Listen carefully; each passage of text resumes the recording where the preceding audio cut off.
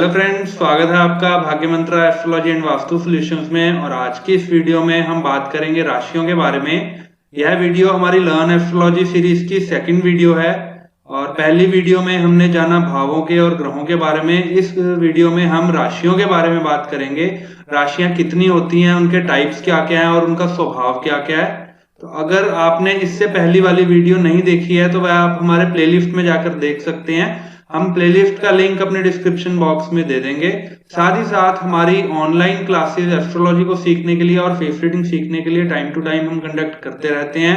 अगर आप online personally face reading या एस्ट्रोलॉजी सीखना चाहते हैं तो आप हमारे दिए हुए नंबर पे कॉल कर सकते हैं। तो चलिए आज के टॉपिक की तरफ चलते हैं, जो है राशियों के बारे में, और जानते हैं 12 राशियों के बारे में। कौन कौन ग्रह उनके स्वामी हैं, क्या उनका तत्व है, क्या उनका प्रकार है, यह सब हम इस वीडियो में जानेंगे।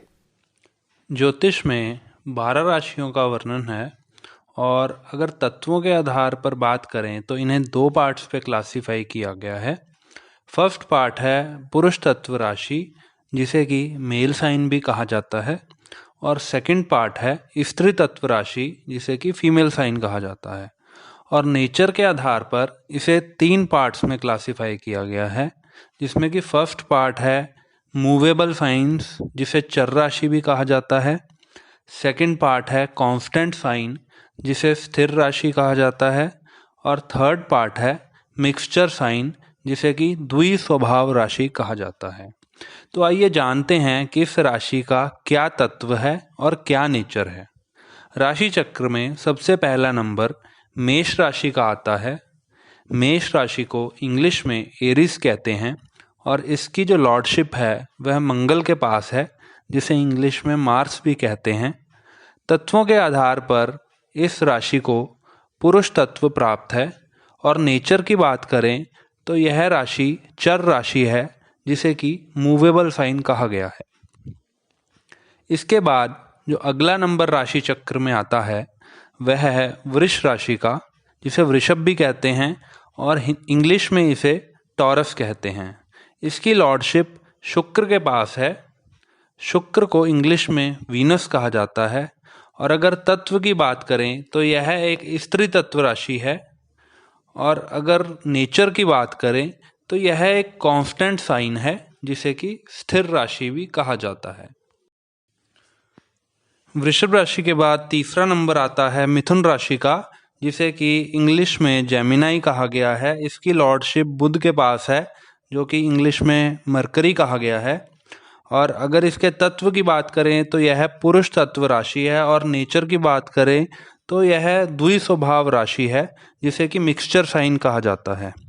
मिथुन के बाद चौथे नंबर की जो हमारी राशि है उसे कर्क राशि कहते हैं, जिसका स्वामी चंद्रमा है।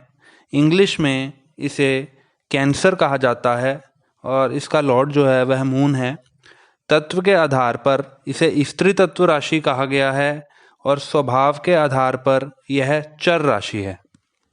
इसके बाद जो राशि आएगी वह पांचवी राशि, जिसे कि सिंह राशि कहते हैं। इंग्लिश में इसे लियो कहते हैं। इसकी जो लॉर्डशिप है वह सूर्य के पास है, सन के पास है। तत्व के आधार पर यह जो राशि है यह पुरुष राशि है।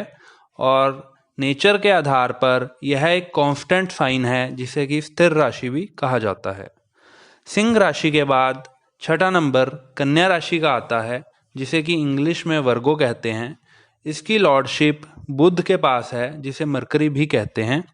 तत्व के आधार पर इसे स्त्री तत्व कहा गया है और नेचर के आधार पर यह एक द्वि स्वभाव राशि है, जिसे मिक्सचर साइन कहते हैं। इससे अगला नंबर तुला राशि का आएगा, जो कि 7वें नंबर की राशि है। इंग्लिश में इसे लिब्रा कहते हैं। इसकी लॉर्डशिप शुक्र के पास है, जो कि वीनस है। तत्व के आधार पर यह एक पुरुष तत्व राशि है और नेचर के आधार पर यह एक चर राशि है, जिसे कि मूवेबल साइन कहा जाता है।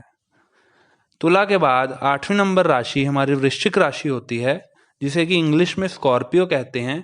और इसकी जो लॉर्डशिप है वह मंगल के पास है, जिसे मार्स कहते हैं। तत्व के आधार पर यह एक स्त्री तत्व राशि है और नेचर के आधार पर यह एक कांस्टेंट साइन है, जिसे कि स्थिर राशि कहा जाता है। वृश्चिक राशि के बाद धनु राशि आती है, जिसका लॉर्ड जुपिटर है, इंग्लिश में इसे सैजिटेरियस कहा जाता है।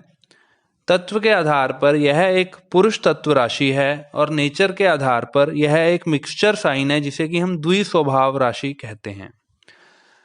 धनु के बाद हमारी 10वीं राशि आएगी जो कि मकर राशि है, इंग्लिश में इसे कैप्रिकॉर्न कहते हैं, जिसका लॉर्ड शनि है, सैटर्न है। तत्व के आधार पर यह एक स्त्री तत्व राशि है और स्वभाव के आधार पर यह एक मूवेबल साइन है जिसे कि चर राशि कहा जाता है। कैप्रिकॉर्न के बाद हमारी 11वीं राशि आती है जिसे कि कुंभ राशि कहते हैं, इंग्लिश में इसे एक्वेरियस कहा जाता है। इसका जो लॉर्ड है वह शनि है, सैटर्न के पास इसकी लॉर्डशिप है। तत्व के आधार पर यह एक पुरुष तत्व राशि है और नेचर के आधार पर यह एक कांस्टेंट साइन है जिसे हम स्थिर राशि कहते हैं। कुंभ के बाद हमारी आखिरी राशि आती है जिसे कि मीन राशि कहा जाता है, इंग्लिश में हम इसे पाइसेस कहते हैं और इसकी लॉर्डशिप जुपिटर के पास है जिसे कि गुरु भी कहा जाता है। तत्व के आधार पर यह एक स्त्री तत्व राशि है और स्वभाव के आधार पर यह एक मिक्सचर साइन है जिसे कि द्विस्वभाव भी कहा जाता है। यहाँ पे अगर हम समअप करेंगे तो समअप करते हुए आप देखेंगे जितने भी ऑड साइंस हैं वह सारे पुरुष तत्व राशियां हैं, मेल साइंस हैं, और जितने भी इवन नंबर की राशियां हैं वह सब स्त्री तत्व राशियां हैं। तो यह थी एक ब्रीफ डिस्क्रिप्शन राशियों के बारे में, उनकी टाइप्स और नेचर के बारे में, उनकी लॉर्डशिप्स के बारे में। अब अपनी नेक्स्ट वीडियो में हम इनका प्रैक्टिकल समझेंगे कि प्रैक्टिकली इन्हें कैसे इंटरप्रेट किया जाता है, इनका क्या काम होता है एक हमारी होरोस्कोप एनालिसिस में। और आज की वीडियो कम्प्लीटली देखने के लिए आपका बहुत बहुत शुक्रिया। अगर आपको वीडियो अच्छी लगी हो तो आप इसे शेयर ज़रूर करें अपने सोशल मीडिया पे, अच्छी लगी हो तो लाइक भी कर सकते हैं। और अगर आप किसी ऐसे व्यक्ति को जानते हैं जो एस्ट्रोलॉजी सीखने में इच्छुक है या एस्ट्रोलॉजी में इंटरेस्ट रखता है तो उनके साथ यह वीडियो ज़रूर शेयर करें। यह वीडियो पूरी तरह देखने के लिए आपका बहुत बहुत धन्यवाद।